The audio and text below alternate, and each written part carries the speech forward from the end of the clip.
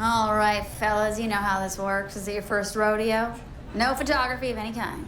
The entertainer asks for your presence and your presence alone. And your money. Did you bring money? Front row. How deep are those pockets? All right, you've seen her on your phone while you've been taking a shit in a restaurant bathroom. You've stuffed your firstborn's college fund into her panties. So now, please welcome to the stage the one, the only Jacq the stripper.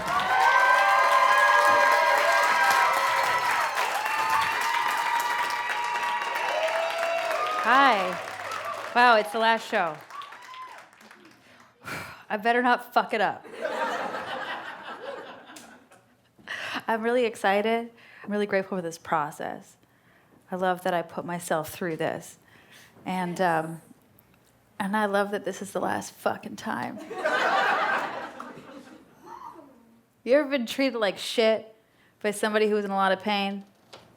Yes. Yeah, me too. Yeah. How about skiing? Have you ever been skiing? I love skiing. My mom put me in my first pair of skis at 2.5 years old. Her name's Karen. But she spells it Karryn.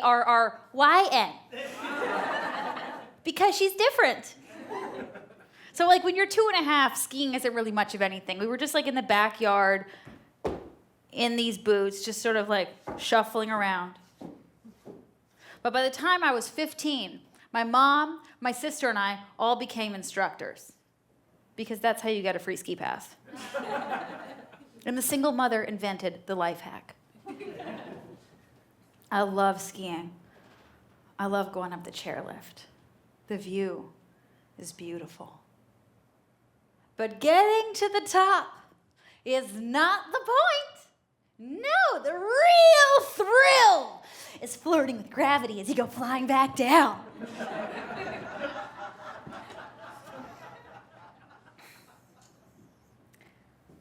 I became rich and powerful at 23 years old because I discovered a bank between my legs. That's right, me checkings, savings, this one's bigger. And this is my investment firm. And if you're still not catching on, I was a stripper. And everybody wants to know. Everybody's like, what happened? How did a nice girl like you from the rolling hills of Caledon, Ontario, become such an enterprising slut?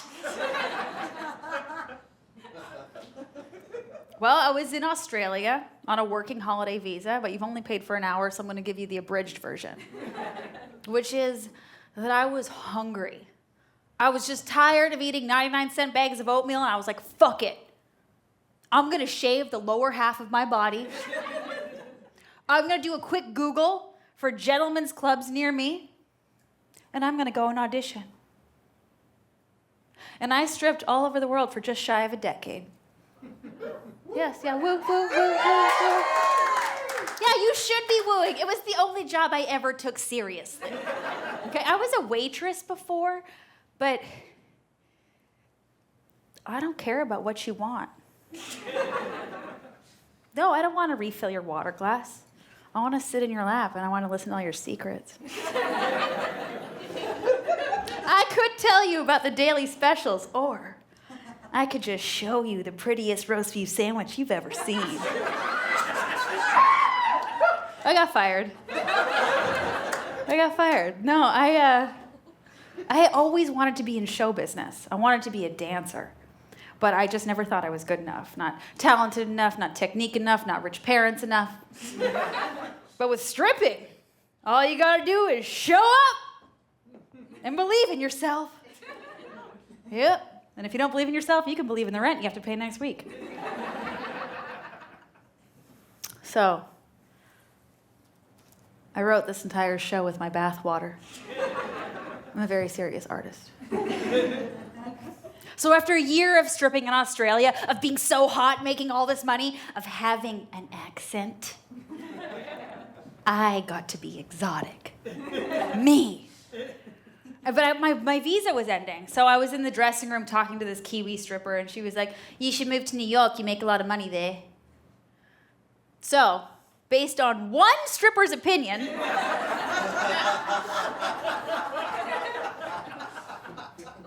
not all my ideas are good. I pack up my assets, my plastic shoes, my G-string, my megawatt smile, and I move to New York, where I make just shy of $0 on the day shift. And I'm bleeding all of my reserves on a bedroom the size of a smart car in an apartment I shared with 3 other people. I was miserable. But I met this woman. She was so fun, so cool. Loved that I was a stripper. I mean, who didn't? And we started dating. And I kept traveling, trying to find the money, but I always came back to New York because she was there. And after 2.5 years of dating, which in lesbian is like a decade, DOMA is overturned, the Defense of Marriage Act. Yes, granting all same-sex couples the right to marry. Yes! Yes, and she had become my family. I wanted to make it official. So I bought a ring on Etsy. I proposed. And we went to the courthouse, we threw a party, and enjoyed a nice tax break. Marriage was a really good move for us. You know, it gave us status. We were suddenly part of an it girl power couple. It gave me stability. Like, no matter what weird shit happened at the club every night, I had a warm bed to go home to. And we saved a lot of money on rent. So much that we bought a house. Yeah. And oh, she worked so hard, and I wanted to work hard beside her because I love to work. I love it so much. So I just dove straight in. I worked everywhere I could. I started drawing comics. I started painting. I designed a clothing label. I started doing stand-up comedy. I got hired by colleges and universities to talk about how flashing my gash for cash was a powerful feminist act. Yes! I was like, I see you, capitalism, and I raise you a rhinestone. I loved my life. I stacked my chips all night. I doodled in my sketchbook all day. And at 5 o'clock on Mondays, I'd go for brunch with a bunch of strippers. And we'd talk about entrepreneurship. We ordered everything, and we could talk about anything. I had run away with the slut circus. And for the first time in my life, I felt like I belonged. I wanted to stay like that forever. I was sitting at the bar with my work wife, not to be confused with your legal wife. This is the one that you can actually tell everything to. And we toasted to stripping at 50. And in the beginning, getting hired was really easy for me, because even though I'm butt naked, I am still swaddled in thin, blonde, white lady privilege. So you just show up, and they're like, yep, come on in. We'll take 50%. And it was easy until it wasn't. So the end was rightfully in Las Vegas, Nevada. Stripper Mecca. The best place to strip, truly. People travel to Las Vegas and they have strip club built into the itinerary and dollar bills built into the budget. Nowhere else in the world is it set up like that, as far as I know. So anyway, whenever you want to be a stripper, you have to audition. And you always have to audition again and again and again. Because if you go away for a couple weeks and you come back, they make you audition again. And I was always gone, so I was always coming up and being like, doing my fantastic audition. And so I'm at this club where I've worked many times before. I walk in, I see the manager, I talk to the DJ. He's like, what do you want to dance to? And I'm like, Nickelback. You laugh. I love Nickelback. Because dads love Nickelback. And I love dads. They just want to be seen. Hey, Daddy. You just want to be seen and not resented. And for money, I will do that. So I'm getting up on stage. It's 4:00 in the afternoon. Because when you're a 30-year-old stripper, that's when you need to go and audition if you actually want to get hired. And it's empty. There's no one in there. But I'm on stage. I'm in my happy place. This is my home. This is where I serve. I'm dancing for me. So I'm walking around that pole. I don't climb it. No, I don't. No, nobody cares. Nobody, let me qualify. Nobody who's paying me cares about what I can do with my athletic body. No, every single person who paid me for almost a decade just wanted me to listen to your problems. No, these are my real money makers right here. Yep, so I'm walking around that pole, showing off my ears. I'm giving such a heartfelt performance that a man emerges from the darkness and comes and sits right at my stage. And he's got a $6 bills in his hands, and he just looks up at me and he goes, I want to see your butthole.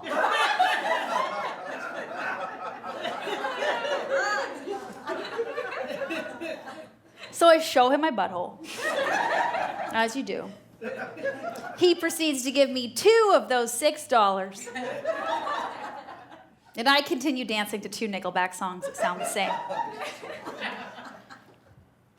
So my audition ends. I put my G-string back up my butt crack. I'm feeling so amped. I'm sauntering down the stairs. I'm ready to make my next $2. I meet up with the manager, and he's like, thank you, but we're not hiring right now. That was it. That was the last time I showed someone my butthole for $2.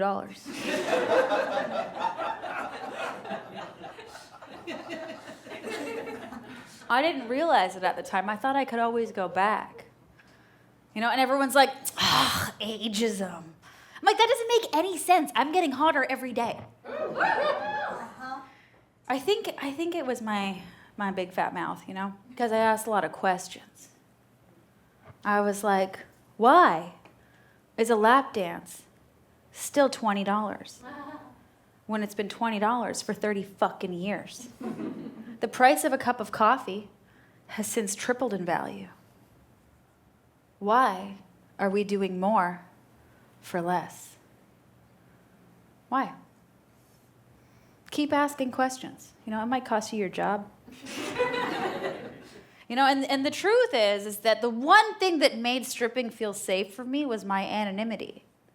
I could just show up and do weird things with strangers. And they weren't strangers anymore. I was known. My invisibility cloak was gone. It stopped being fun. The jig was up. So that night, I took a red eye from Las Vegas home to New York. And I wake up in the morning, just bang on the tarmac at JFK, and I look at my phone, and there's a text message from my wife saying, I'm going to a dog adoption event. Meet me there. I did not want a dog. I didn't want a dog. I love dogs. Dogs are super cute. I grew up with dogs, but I knew the responsibility would fall to me. But does anybody in here have a wife?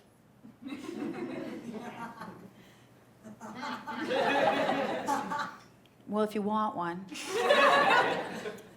I'll tell you now that after 5 years of marriage, you have to give your wife what she wants.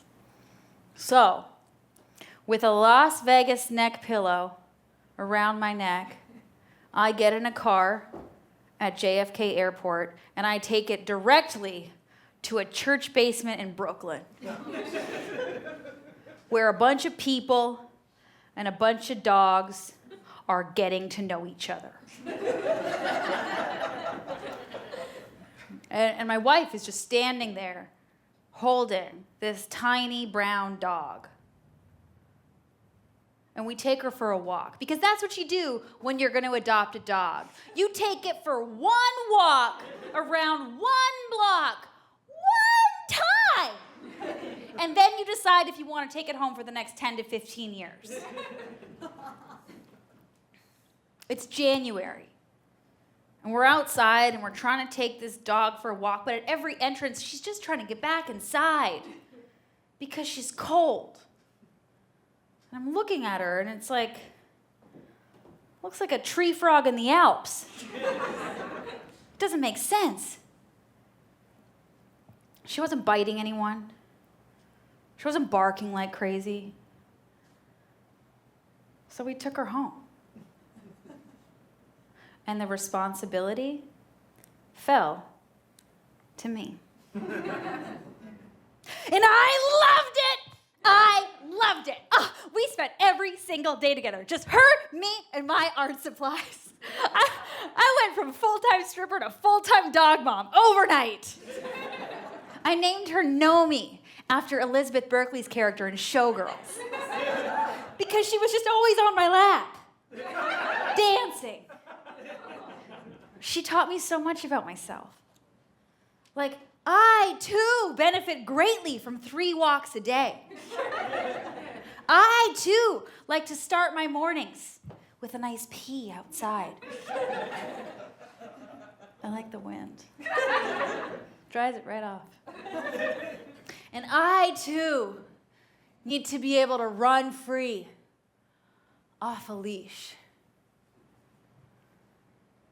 She loved my styling choices. She looked good in everything.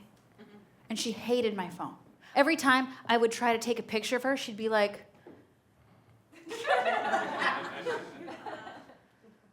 she taught me how to be here now. That same week was my 31st birthday. I had just learned to drive. And I get an email from a casting director inviting me to audition for the movie Hustlers, starring Jennifer Lopez.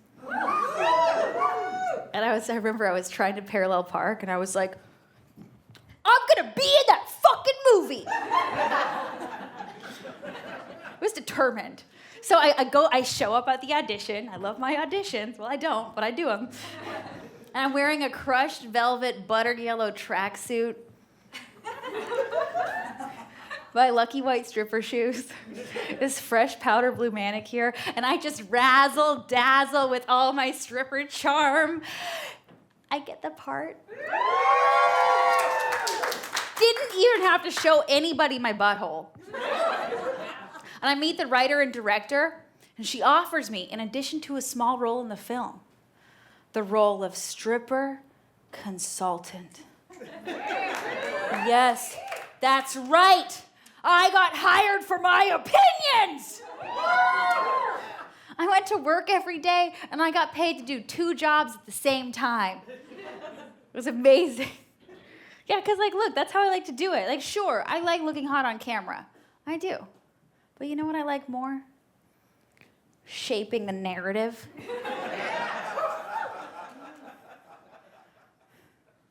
So, I'm on set, helping Jennifer Lopez be sexy. Oh, it was really helpful.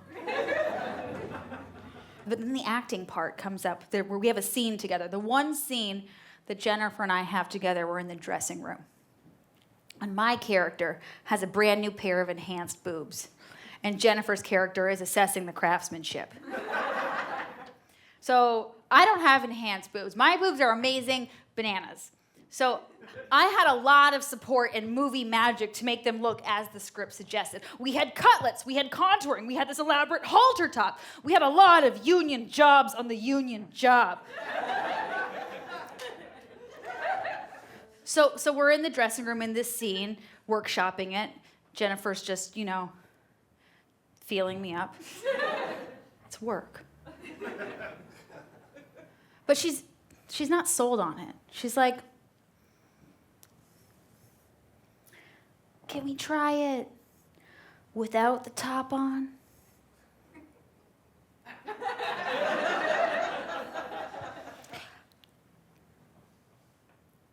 Yes.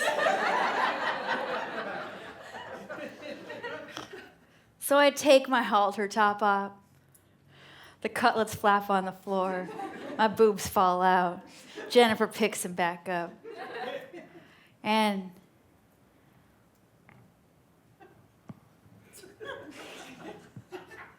her hands are so soft.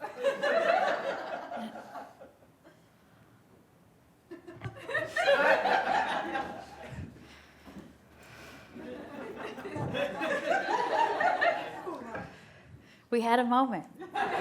We had a moment. Like, she's happy now with Ben. I don't want to mess with it. But it changed everything. Because once you've been touched by a thrice divorced goddess, you walk a little differently. So, what happens when stripping ends? Who am I anymore if I'm not Jacq the stripper? Am I even interesting? How am I going to survive without her? And the universe goes, here, bitch, have a divorce.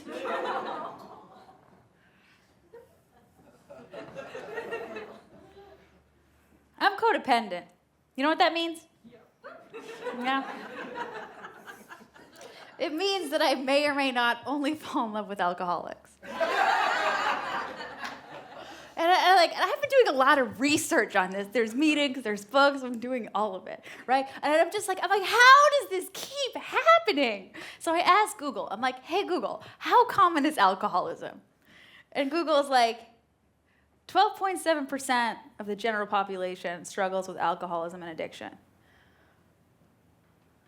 Do you know what that number is for the queer community? 25%. Yeah. So if you line up 4 hot queers, one of them, the sparkly one, it's usually the sparkly one, suffers from alcoholism and addiction. And I love sparkles. Like, marriage is work, okay? It is, and it's the kind of work you really have to want to do. And after 10 years of togetherness and 7 of marriage, I didn't want to do the job anymore. I put so much work into making my marriage really nice. I wrote love notes, I packed lunches, I closed the bank on weekends. But it was never enough. I also just gave away so much of my power, because I have a pattern. It's called people pleasing. Yeah! Oh, let's turn the page. It started out by being accommodating, keep the client happy, happy wife, happy life. When we first moved in together, I had moved into her apartment where I'm unpacking my suitcase, and I asked her, I'm like, can you make some room in the closet for me? And she said, no.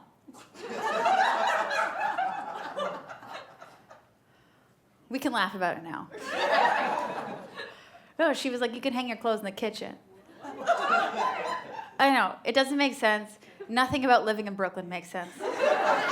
Okay, like we had a bedroom and we had a kitchen. And I'm so conflict averse. I'm such a bad fighter. Whenever I tried to stand up for myself, I always just ended up apologizing for something completely unrelated. So to avoid all of that, I was like, sure, baby, whatever would make you happy. And for the next 8 years, I tramped around New York City smelling like fried onions. Yeah, I tolerated a lot of behavior I did not appreciate. And I tolerated it because I'm a sucker for gifts. And I loved her. And I always told myself, it's not that bad, it's not that bad, it's not that bad. You know, because when you spend your entire life as a professional drinking buddy, the codependent jargon for that is enabler.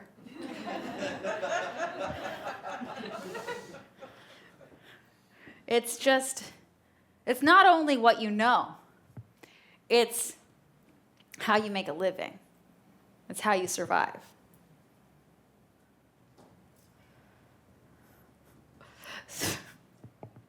I didn't grow up with any rules. Nope. That's why I'm this amazing free spirit you see before you today. No, I learned boundaries in strip clubs. All right? Don't touch without asking. If you want my time, it costs money. And don't let anyone know your real name. It's not safe. The world does not respect you. It criminalizes you.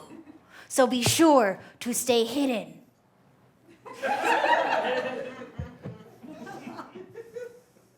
So in my world, lies are what we told to stay safe. And in my marriage, I lied to give myself some space, to create something that was mine. Because I don't like sharing everything.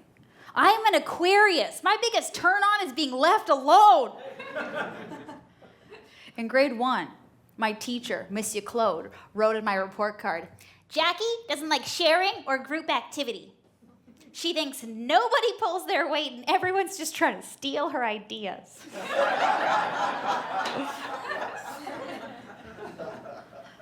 I've always been this way. You know, 50% of marriages end in divorce. The other 50% end in death. The average marriage is 8 years. I was married for 7 years and 11 months. That's right, I'm just slightly below average. And queers, we only got the right to marry 9 years ago. So do you know what this means? It means gay divorce is on the rise. Yes, and it's okay. It's okay. It's okay to want to merge. It's okay to want to cash in and get out. It's okay. Nothing's forever, except plastic. I didn't fight for gay marriage. No, sorry. I didn't do a damn thing. But I will tell you, I never fought harder for anything in my life than I fought for my gay divorce. I'm a gay divorce advocate. Happy Pride.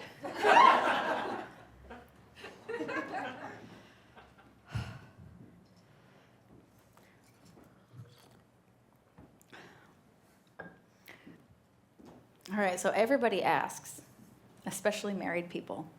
They're like, when did you know it was time to go? And we had just bought our house. I was so excited because we had lived in this tiny little apartment for 8 years. And we finally bought a house in the country. It was beautiful on this forest property. And I've been living in cities for a long time, but I'm from the sticks. I grew up hanging off a fence, talking to cows and fairies. I was so excited to be getting back to my roots. And on this property, there was a separate building, an art studio. And I was so excited to finally have some space. And we're unpacking, and I'm so stoked, and I tell my wife, I'm thinking of painting the studio pink. What do you think? And she said, no.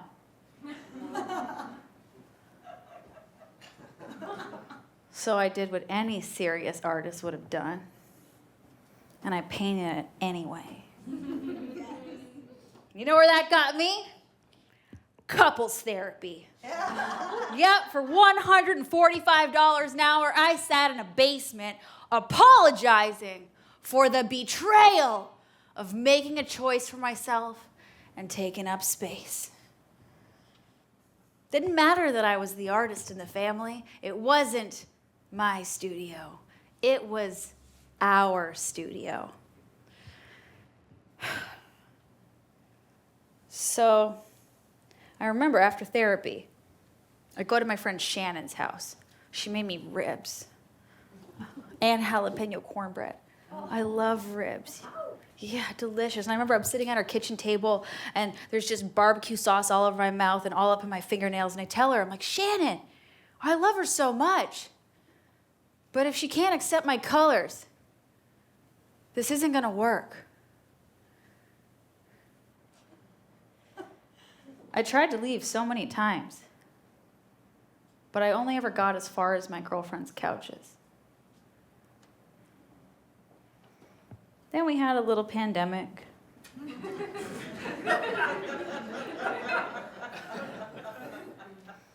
And 2 weeks after I got my vaccination, I asked for a separation.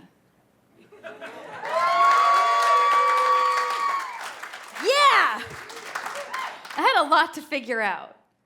And Nomi taught me to like go for walks to figure my shit out, you know? Because like, I don't know about you, but my heart is pure, okay? But my head is full of shit. And so like for me, moving the body moves the mind. So I had to go on a long ass walk. So I went on the Inca Trail, which if you don't know is a 4-day motherfucking walk. Right? So I'm on the Inca Trail with my hiking group. There's 4 of us. There's a couple from Staten Island, and then there's this German woman. And we have 9 porters carrying our things. Because I don't like to carry heavy shit. I like to pay people to do that for me. You know, so we're hiking, and I'm criticizing the institution of marriage. I'm like, it's an absolutely ridiculous concept. How could you possibly be expected to fuck, share finances with, and cohabitate with one person for eternity? That sounds like hell to me. And the couple are just sort of staring at their hiking boots. So like... And the German woman looks over at me and she goes, "We are so different."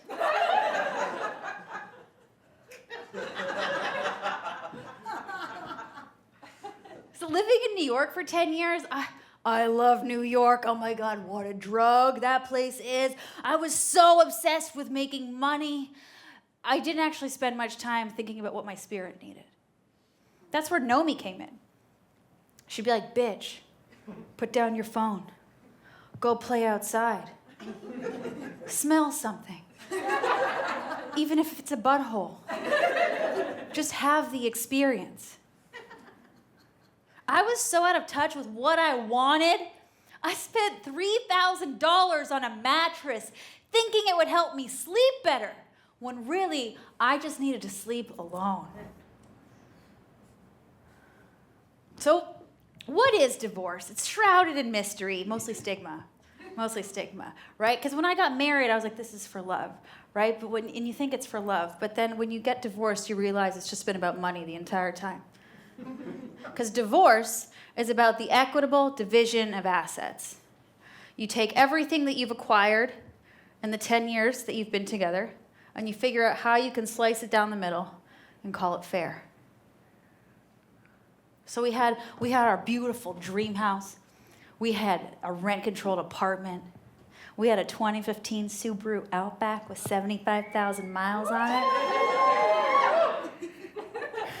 And we had Nomi. And I couldn't afford the house by myself. I didn't want Brooklyn. I just wanted the car and Nomi.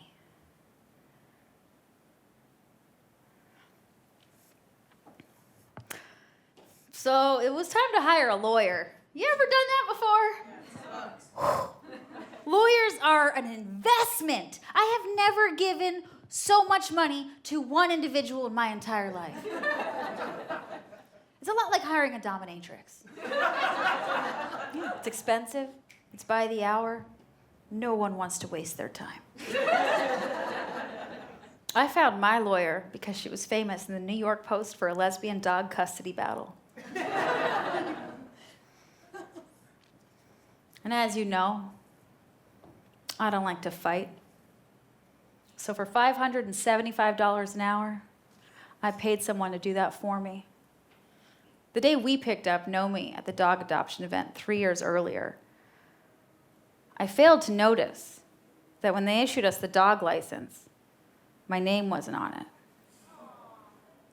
But I have a case, my lawyer tells me I have a case. I raised her. I spend every day with her. I work from home. I take her to the vet.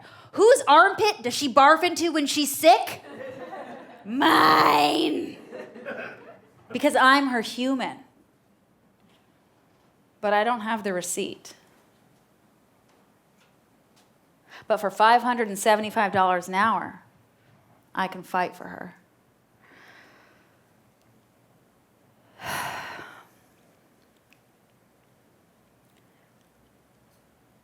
I don't know what to do. So I asked my bank. And she says, bitch, for 1 hour of your lawyer's time, you can get a new dog and 15 new fucking outfits. And I asked my heart. And she says, fight for love.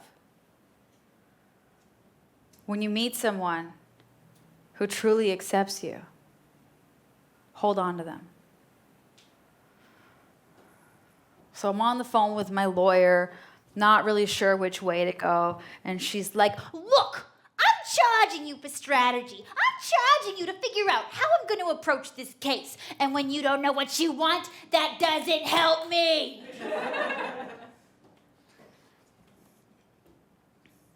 The day I got served my divorce papers, I went stress shopping. And I bought this beautiful purple lingerie set. I haven't really worn purple since I was like 7. But it just jumped out at me. I had to have it. Shopping, it's spiritual. You understand. And afterwards, I drive back to my house. And I invite all of my girlfriends over to shop my closet one last time. It was my dream house.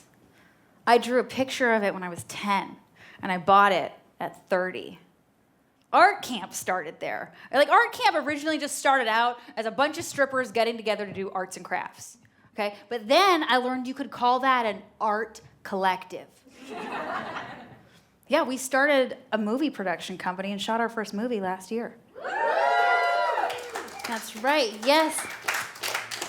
It's called Tuesdays with Brian, starring me. Yeah, I wrote it, I co-directed it, I executive produced it, which just means I'm the money. And I pay people to do things, and they do it because I'm paying them. And I like it. So I get a storage unit for my art. When I pack what's left into my 2015 Subaru Outback with 75,000 miles on it. It's mostly face creams. And on the morning that I'm scheduled to move out of my house,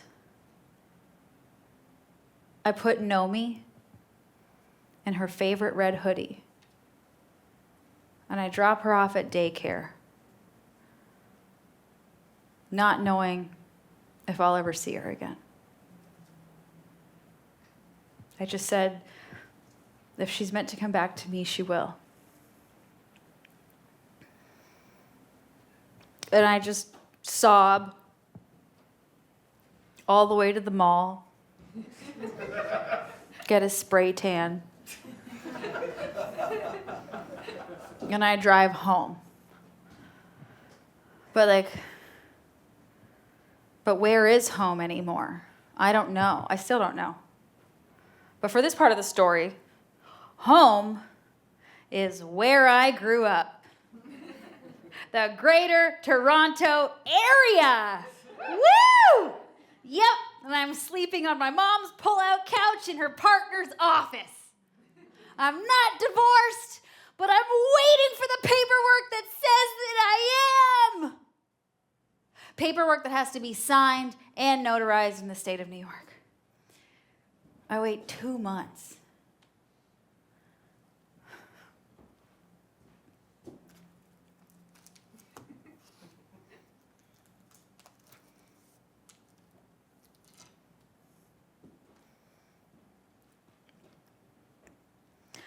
So one mushy, gray February afternoon, I'm sitting in my car, my real home, and I'm on the phone with a friend, and she asks me, she's like, what are your boundaries, Jacq?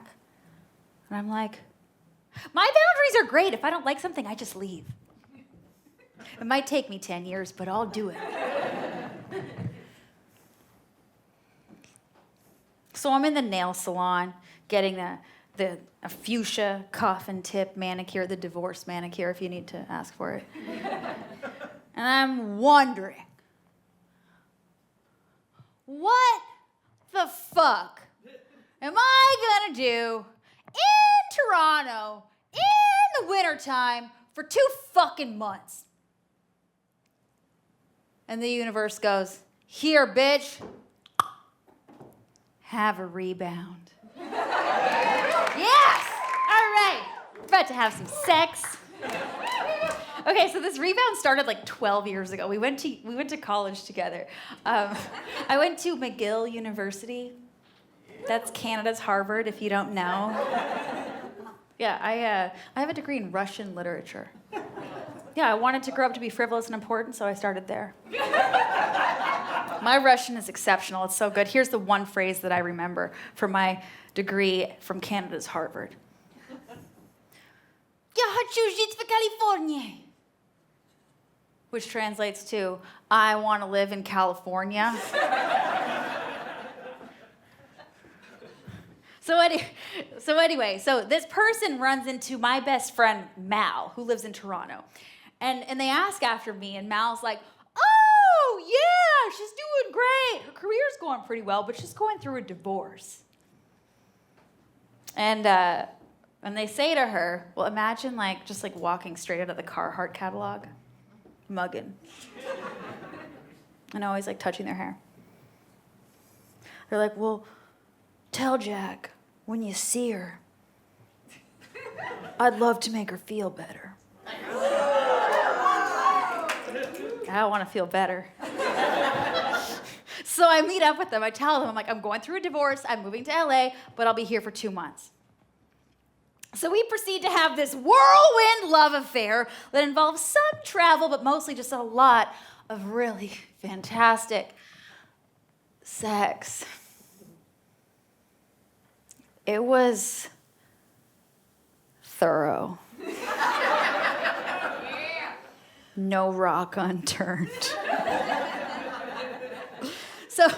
So we go to Montreal for the weekend because that's where McGill is. We want to feel nostalgic, eat some duck fat, fuck in a porn theater. You want to hear about the hot sex? Yeah. All right. Okay, so there's this movie theater in Montreal called Cinéma L'Amour. It's amazing. It's enormous. It's got crown molding on the ceilings. It has red velvet seats. It has opera boxes where you can go and watch some art films. Couples get in for free on Mondays. So I'd never been here before, but Boo's a veteran. Right, so we get into this theater. Horny Asian Schoolgirls Volume 3 is playing on the screen. There's 3 other people in the cinema. There's a woman sitting in the opera box wearing a silk scarf and sunglasses. And there's a couple in the back enjoying a blowjob. But I'm just watching this actress. She's wearing a kilt, just a kilt. And it's this amazing medium POV shot of a guy holding a camera with a dick and he's fucking her, but it's not about him, it's about her. And she's just like, yes, fuck me, daddy, fuck me so hard, yes, I want that big fat cock, for 30 minutes. No cuts. She does not break character. It is like watching the Russian Ark. And if you don't have a degree in Russian, that's a 2-hour musical shot in one single continuous take. No cuts. So I'm completely transfixed, right? But I'm a little bit nervous. I'm like, is someone gonna come in here and murder me? So I do what any serious artist would do when she's uncomfortable. I get out my sketchbook and I start drawing this extraordinary tableau. Until Boo goes, "Would you like to go upstairs?" Upstairs costs an extra $50. But Boo has haggled with the Quebecois box office guy and gets us in for $25. And the guy, he's like, "Okay, take the sheet from the clean laundry, and when you're done, take the dirty sheet and put it in the dirty laundry." So anyway, we go walking up this black and red staircase, and sure enough, at the top of the stairs is a pile of white jersey cotton fitted sheets, neatly folded. So we take a sheet, and we walk into our booth, and we stretch the fitted sheet over the black vinyl couch. And we walk into our booth, and then there's this giant cutout window where you can overlook and admire the kilt, the sunglasses, the blowjobs, just appreciate. So we've arrived prepared. Boo has their dick on. I bought crotchless tights at the sex shop earlier that day. And we fuck. It's so fun. It made me feel like a stripper again, doing all the things I'm not supposed to be doing. Only I am allowed to be doing absolutely everything that I'm doing because I gave myself permission. Yes. Yes. I come. Thank you. The movie ends. I don't know how. We take the fitted sheet off of the black vinyl couch, we put it into the dirty laundry, and we go trudging back to our hotel through 2 feet of snow in a blizzard. Because any Canadian dyke will tell you, there's no bad weather, just bad clothing. So I told Boo before we left for Montreal, I was like, pack your passport just in case, because I might have to make a quick trip over the border to get my divorce papers signed. And sure enough, on the day that we're supposed to go back to Toronto, my divorce papers are finally ready. And look, the last thing I wanted was to have a new Boo at my divorce signing. All right? I don't want a new relationship. I just want to feel better. But here we are, driving over the border, because I got to get these papers signed and notarized. So we drive over the border, and the first city on the opposite side of the border is Plattsburgh, New York. All right, and we walk into a penny saver, where there's metallic balloons stapled all over the walls. It is cause for a celebration. And we meet Mary, who's working there behind the desk. She's so happy for me, wishing me all the congratulations. And then we meet Rochelle, who's just standing there, patiently waiting to pick up a fat stack of full-color flyers with her face on it. Because that is how you sell houses. So we're all talking as the printer spits out 3 copies of my 28-page divorce settlement. Rochelle tells me that she's also divorced, but that she needs another one. And we're about to take my papers, we're about to leave, and Rochelle's like, well, do you need a notary? We're like, well, yeah, we were just gonna go and find one. She's like, follow me. So we follow Rochelle out of the penny saver. She has the most amazing ass in all of Plattsburgh. Rochelle gets into her blue SUV, we get into my blue SUV, and we drive 1 block to her real estate office. We get out of the car, Rochelle gets out of her car, she hands me a bottle of wine and says, congratulations. I walk into her office where I'm greeted by this abundant candy dish. It's not even Halloween. And she brings us into the conference room, offers us some water, and in walks Natalie, the notary. And Rochelle's joking about how she and Natalie used to make out. It was hot. And I'm signing my divorce papers so fast, and Natalie is signing and notarizing my papers. And I ask her, I'm like, how can I pay you? And she says, you can pay me by living a happy life. That's the only free thing I got in my divorce. But I'm divorced! I'm divorced! I'm divorced! I'm divorced! I'm divorced!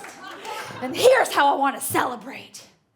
I want to go back to Montreal. I want to book a sexy hotel room. I want to smoke a fat joint. And I want to call up a masseuse to my room to beat the shit out of my body. It's what I want. You have to ask for what you want. All right, so we're driving back to Montreal. I'm letting Boo drive my car for the first time ever. And I'm sitting in the passenger seat. I'm about to make a reservation at this gorgeous spa until we get to the border. And like getting into America was no problem. Boo and I both have our full jabs. They were just like, yeah, come on in. Come on, spend some money. And I have crossed the US-Canadian border more times than I can count. And here's the key to a safe passage. Have white privilege. Look people in the eye. And chill.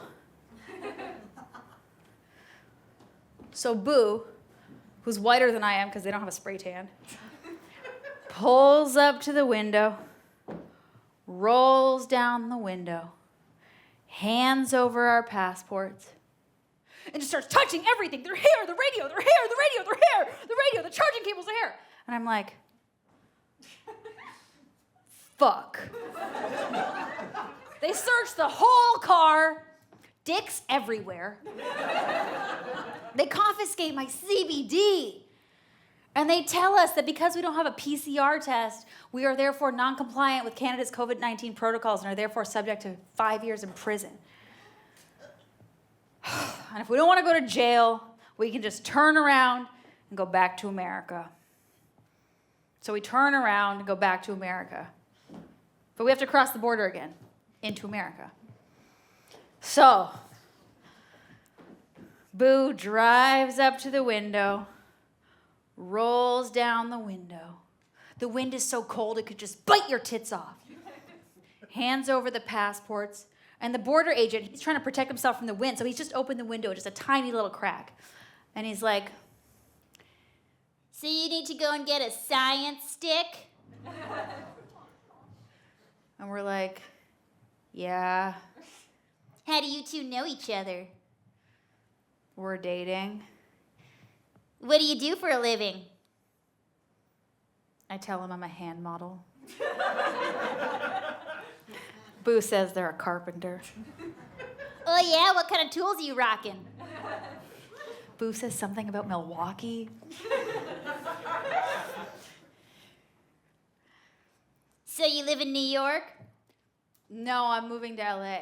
Oh yeah, what are you gonna do there? I'm gonna make gay action movies. So what's gonna happen to the two of you? Are you gonna go visit her?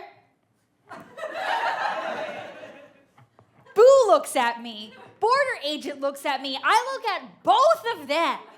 And I'm like, this is new.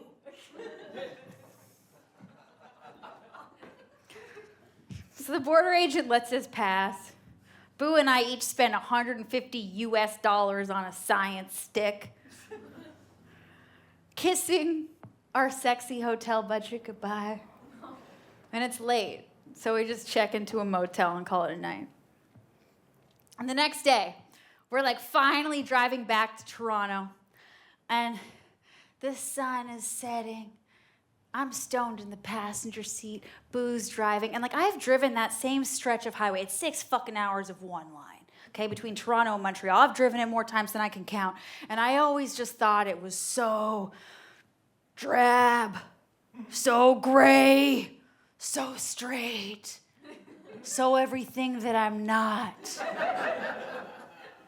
In this moment, you know, we're laughing, the sky is painted orange and pink, and I just thought to myself, I don't hate this. And we're laughing, I'm chewing on a clementine, my hands are in Boo's hair, and I say something about not wanting kids, because I don't. And Boo says, with this blissfully dismissive smirk on their face, you'll change your mind. Thank you. Yeah, because I was like, I gotta get out of this. No, because I am glitter in the wind. Do not fuck with it. I'm perfect just as I am. hungry. So, on our last night together, Boo makes a steak. I show up in a crop top with orange dip-dyed roses. And I tell Boo, I say, I've had the most wonderful time with you. But when I'm gone, and I don't want to pursue this any further. And I was up front. When I met them. I was like, I'm looking for fun, intimacy, and friendship, AKA sex. And Boo was like, yep, no illusions or delusions, babe. Verbatim. And like, should I, a recently divorced 35-year-old woman, not be allowed to have what I want? Right? Do you see now why sex workers are so important? Yes, people like me who just want to fuck. Don't want to have to call you on your birthday. We need people we can pay to do that with. Because money is a fantastic boundary. Right? Yes, come on, it's the whoring 20s. Can we please start acting like it?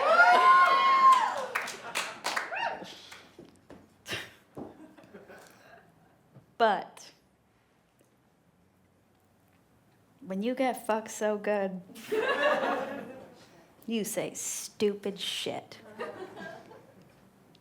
Like, oh yeah, sure, you can totally come and visit me in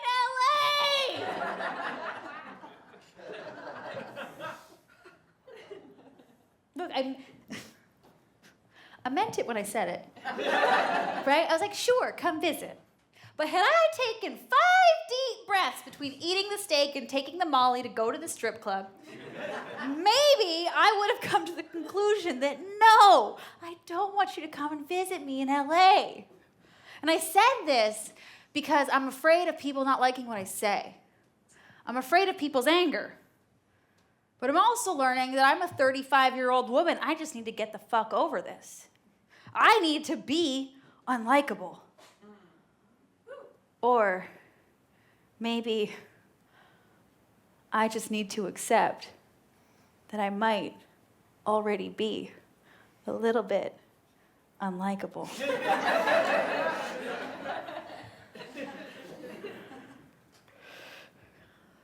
So I'm at the strip club, just throwing around money like it's confetti, wishing it was still me up there. And Boo and I fuck until the sun comes up. And the next morning, on what would have been my 8th wedding anniversary, I pack up my 2015 Subaru Outback with 76,000 miles on it, and I drive west with my mother. Yeah, so my mom and I, we get to Alberta, we get to Banff, and we're supposed to go skiing, but the conditions are shit. So I'm like, Mom, let's just do an art camp instead. An art camp is different depending on who's involved. It's all about the magic of the company. But for this situation, it's just, let's do a bunch of edibles and go on an adventure. All right, so we go on this hike, and my mom's like, I just love the mountains. They make me feel strong, protected. And the hike takes us to the Banff Springs Hotel, this gorgeous castle of a hotel just wedged in the Rocky Mountains. And we walk inside, and we're in the lobby, and there's these huge windows overlooking the mountains, and we sit down and we start painting. Well, I paint. My mom draws because she loves a friggin' pencil. She's a teacher. So we're painting, and I'm looking at my mom and the art and the mountains, and I'm looking at my mother, who has taught me everything I know about art, adventure, curiosity. And I think, this is what I want, what I have. So we carry on our adventure, we keep hiking, and it takes us to this really kitschy cheese fondue restaurant. And we get inside and we sit down, and my mom is telling me how proud she is of me, how amazing it is to watch me go through this transformation.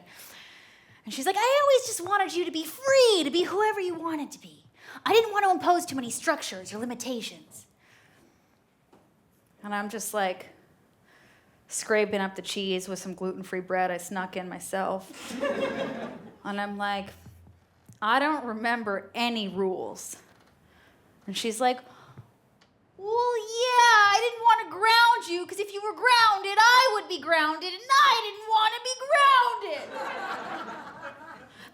thanks, you turned out great. And I'm like, yeah, and I don't know how to set boundaries. And she goes, oh. And we laugh because we're so high. And I can't be mad. I can't be mad at my mom. Your parents can't teach you everything. Some things you just have to learn in the strip club.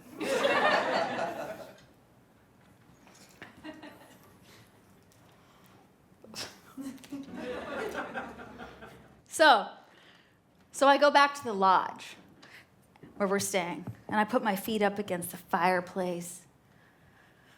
And I'm on the phone with Boo, because I said I would call.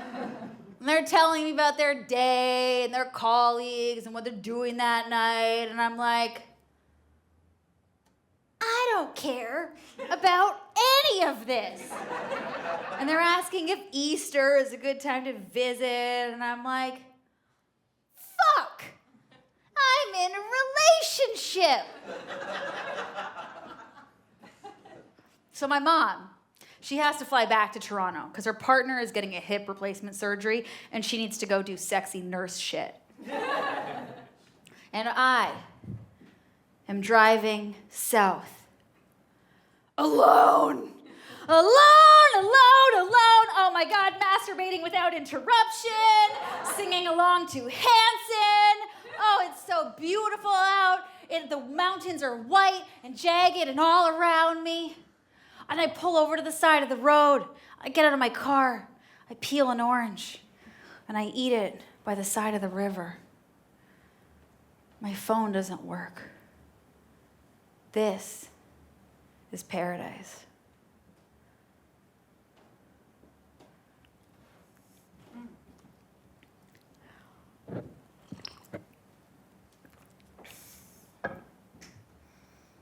I come from a lineage of hedonistic jocks. My uncle, he lives in Sun Valley, Idaho, where he skis and or golfs every day. Like, he works at the hotel. Sometimes he'll drive Oprah to the airport. But work doesn't define him. He doesn't give a shit about work. He cares about living. So I get to his apartment. He smokes me up. And he hooks me up with a ski pass so we can go flying down the mountain together. And the next morning, when we're sharing a joint, going up the chairlift, he's telling me about all of his rich friends, doctors, lawyers, architects.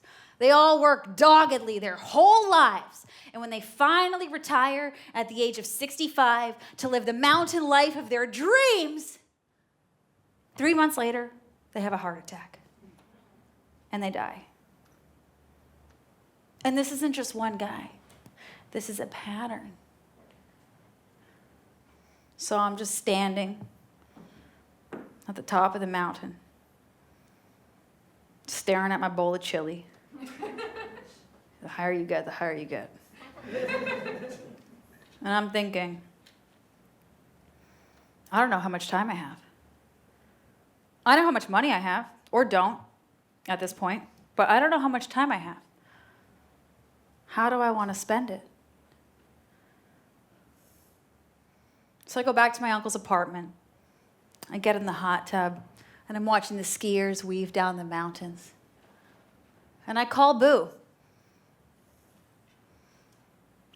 Boo is 34 years old and has never been broken up with before. What? Yeah.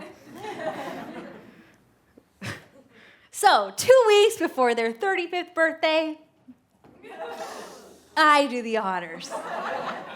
Yeah, and they're upset. They're experiencing rejection for the first time. They're having new feelings. And they tell me, they're like, I just wish I didn't spend so many resources on you. And I was like, get in line. No, I didn't say that. I was like, I see that I hurt you. That was not my intention, but I see that I did, and I'm sorry. And they're like, that's not enough. And I'm like, that's not on me.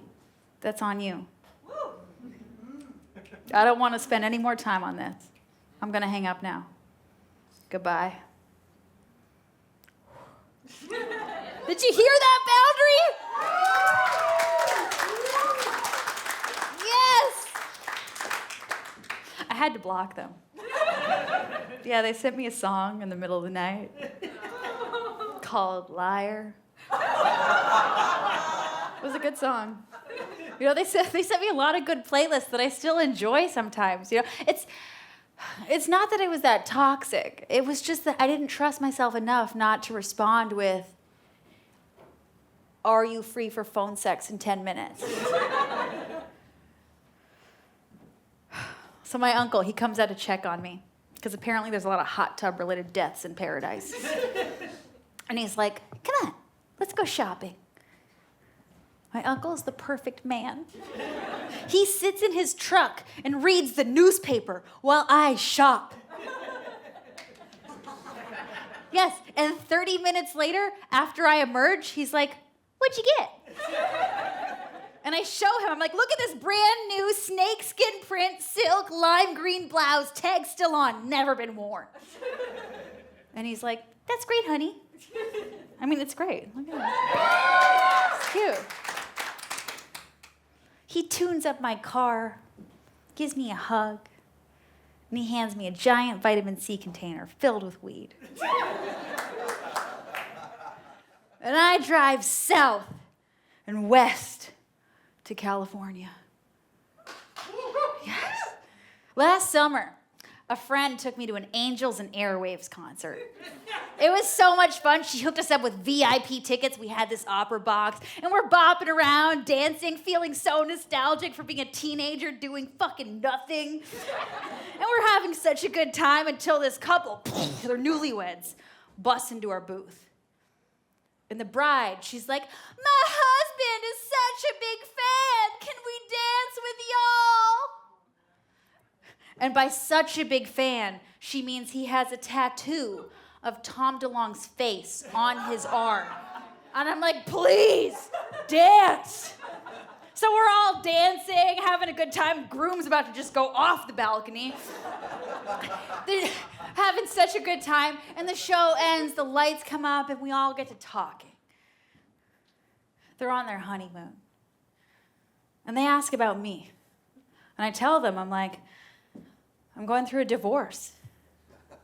And the bride, she's like, "That's life, huh?"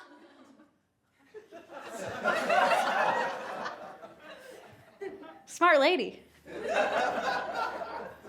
And I asked them, I'm like, "Do you want any marriage advice?" And she's so southern and polite. She's like, "Sure." So I tell them, I say, "You're always going to have to work on accepting each other. But you have to try." That's not the real advice, though. You want the real advice? Yeah. Do you? Yeah. Start saving for your divorce now. Do any of you drive a car? Yes. Do any of you drive it without insurance? No. Your odds of getting into a car accident are 1 in 366. Your odds of getting a divorce are 1 in 2. If you can afford it. You want to know the cost of a marriage license in the state of New York? $35. You want to know how much money I gave my lawyer to get me a divorce? $25,000. Oh. And it didn't save my dog. Oh.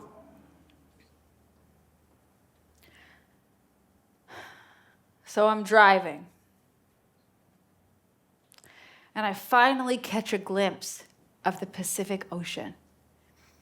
And it's so beautiful. It just takes my breath away. It's just sparkling like diamonds. And I just fall apart. Because the one thing that kept me going through this entire process was that everything would be okay and I didn't need anything as long as Nomi and I would be getting here together.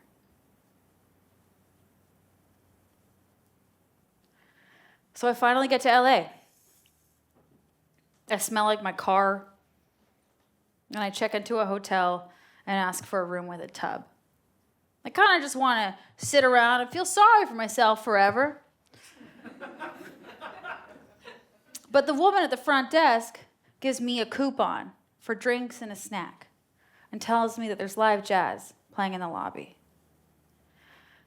So I go upstairs, wash my ass, and I decide to go and check it out. So I walk into this lobby.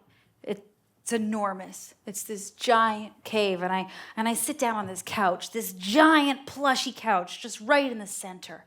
And I put my arms over the back of the couch, and I look up to the ceiling and see that it's hand-painted like Disneyland. And I'm wondering, why does the spirit I love most get to stay with the person from whom I've had to learn the hardest lessons? It's not fair. It's not fair. Life isn't fair. Life isn't fucking fair. But that doesn't mean it's not beautiful. A server brings me a liter of sparkling water on his silver platter. And these almonds that taste like maple syrup and Doritos had a baby. And these olives in this floral dish that are so warm they just melt in your mouth. And the music. I never knew jazz could sound so much like the beach. So I'm wondering, what do I do with all this grief? It's taking up so much space. So I ask my heart, and she says, talk about it. And I ask my bank, and she says, sell tickets. Oh, and guess what? Guess what? Not all of my ideas are good. Okay, I did sell tickets, and I took this show all over the road, and I needed to tell the story because I ran out of therapy money, and this is a close second. So thank you for witnessing this. But you know what? I took this show on the road. We're at the height of inflation. Gas is expensive. Hotels are a lot. Running these theaters and paying all these extremely talented people, it adds up. So I am breaking even. Yes! You know, and for an art project, that's pretty good. You know? For my ego, maybe not so much, but I needed to do this. And this is the last time I'm going to tell this story. This is it. I'm done.